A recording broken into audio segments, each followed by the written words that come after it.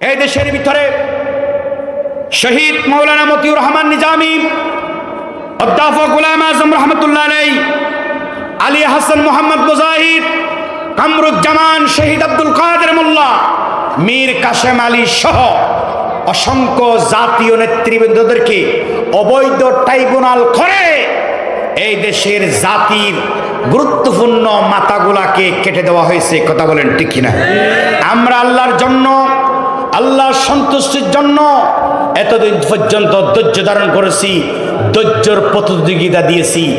আর ধৈর্য ধরার সময় নয়।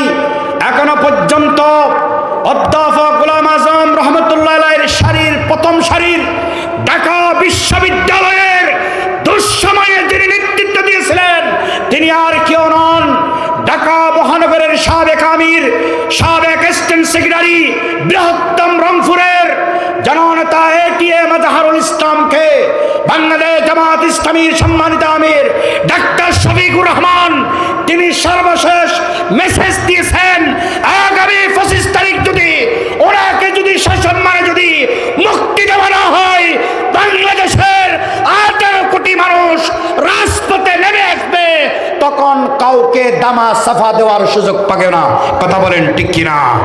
অস্থায়ী সরকার ডক্টর ইউনূস, তোমাকে বলতে চাই, তুমি যদি সঠিক সিদ্ধান্ত তোমার উপদেষ্টা পরিষদ থেকে মাত্র 2 দিনের ভিতরে যদি সিদ্ধান্ত নিতে না পারো, তাহলে জেলের তালা ভেঙে মজলুম জনতা এটিএম আজহারুল ইসলামকে আমরা তাকে ফিরিয়ে আনবো। কারা কারা রাজি আছেন একটু হাত তুলে দেখান।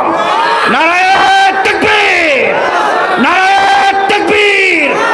অবিলম্বে এটিএম আজহারুল ইসলামের মুক্তি চাই দিতে হবে।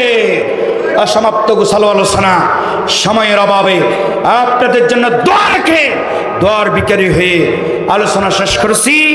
হাযা মা ইনদি ওয়াল ইলমু ইনদাল্লাহি ওয়া মা তাওফীকি ইল্লা বিল্লাহি।